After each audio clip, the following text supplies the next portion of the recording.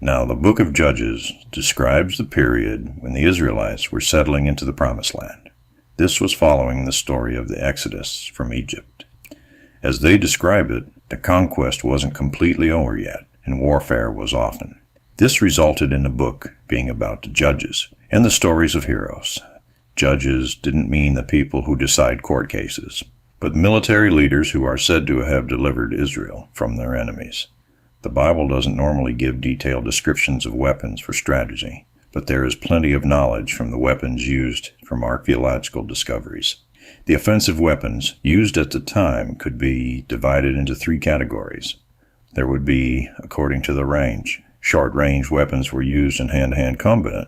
These included the sword and dagger and the spear. Medium-range weapons were designed to be thrown at enemies a short distance away, and occasionally spears were light enough to be thrown, but the shorter and lighter javelin was better suited for throwing. Long-range weapons could be thrown or fired at an enemy further away.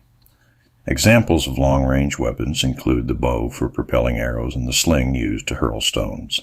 The Israelites used mostly primitive weapons, such as farm implements and household articles, and they had very few metal weapons. And by contrast, their enemies possessed metal weapons, particularly made from iron. Iron was much harder and more durable than bronze or copper, and its manufacture took greater technological skill than the Israelites possessed. The Iron Age commenced in Israel during the days of Judges, and the Philistines already had somewhat of a monopoly of iron metallurgy since the Iron Age had just begun. In Canaan, iron chariots would have been the latest and the best military weapon. Apart from chariots, the only other enemy weapon mentioned in Judges is the sword. The Midianites possessed them, but in their panic to flee from Gideon, they somehow killed each other. There is record in Judges of only 2 individual Israelites using the sword, and the only other conventional weapon mentioned is the sling. But we are also told that 700 left-handed slingers from the tribes of Benjamin could sling a stone at a hair and not miss. Of course, this suggests one of the most widely known stories from the Bible, the story of David and Goliath, and I would suggest that this story is most always misunderstood. Usually the story is generally taken as some sort of underdog tale, meaning to encourage people to tackle impossible odds or something along those lines. People rightly recognize how amazing it was that David could beat Goliath with a sling and a stone.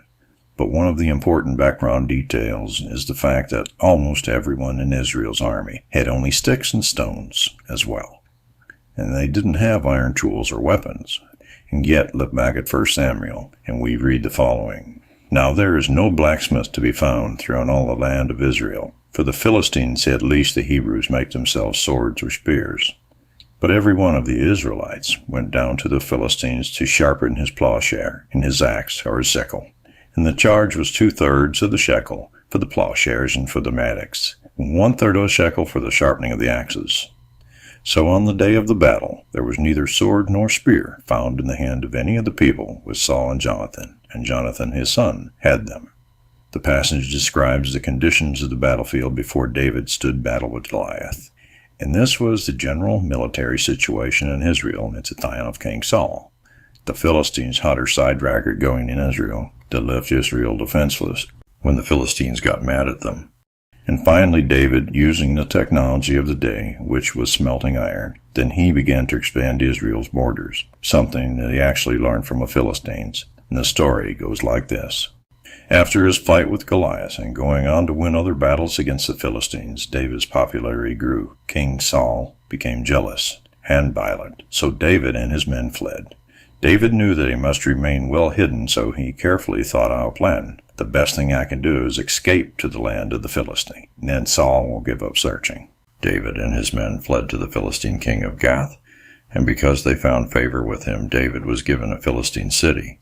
In years after, when David became king of Israel, the Israelites learned to work iron, and thus became the dominant culture in the region.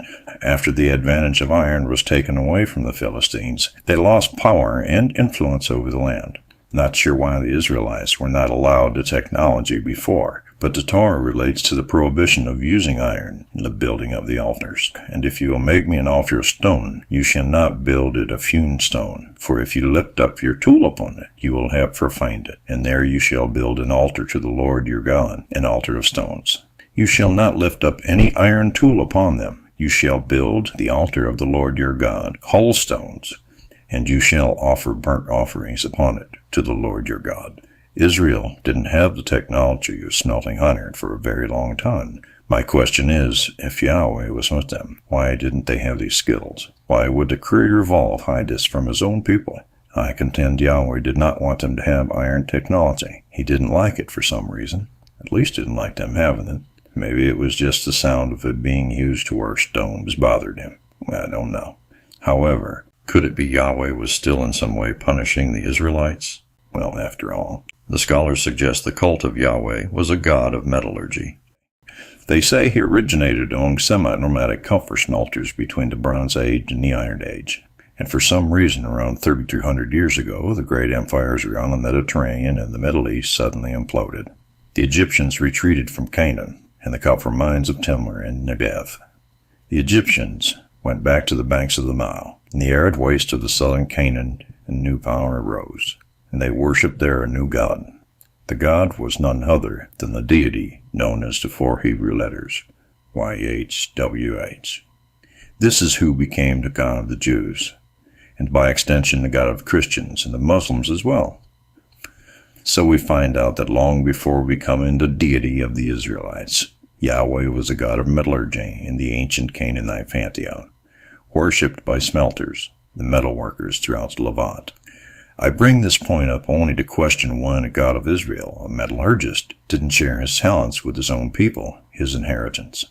But the Lord has taken you and brought you out of the iron furnace from Egypt to be a people for his own possession. But then Ezekiel says, as they gather silver and bronze and iron and lead and tin into the furnace to blow fire on it in order to melt it, so I will gather you in my anger and in my wrath, and I will lay you there and melt you. The sons of Israel cry unto the Lord.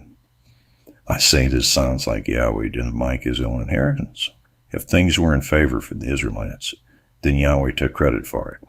And if things went bad, it was because the Israelites had provoked him into vengeance upon them. It seems clear to me that the hate and the wrath of Yahweh was common in the ways that he dealt with all of humankind. Let's end with a statement in a couple of verses. I think the main reason we find the hatred so hard to process is that we know from Scripture that hatred is not appropriate. Jesus said, love your enemies and pray for those who persecute you. There's no wiggle room in that statement. Jesus told us to love one another, to love our neighbors, and even to love our enemies. This seems to leave no room for hatred of any kind, and Christians rightly understand themselves as a people called to love. Therefore, we should struggle to understand a God who reserves the right to hate.